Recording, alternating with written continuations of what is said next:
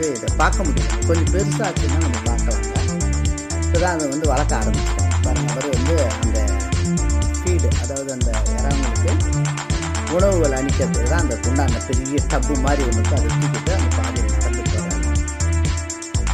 So வந்து விவசாயத்துக்கு கூட இனியும் அவங்களுக்கு சேர்த்த வருமானங்கள் கொஞ்சம் அதிகமாகும். அதுக்காக இப்படி ஒரு உபாயத்தை இப்போ வந்து எல்லாருமே வந்து விவசாயிகள் பயன்படுத்துகிறாங்க. இந்த வரிசையில் நிறைய ஒரு 7 பண்ணைகள் இருக்குங்க.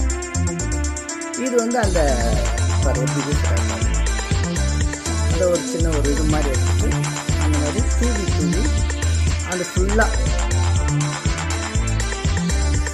அவ்வளோ பெரிய குளத்துக்கும் அவர் வீசிட்டு வராரு.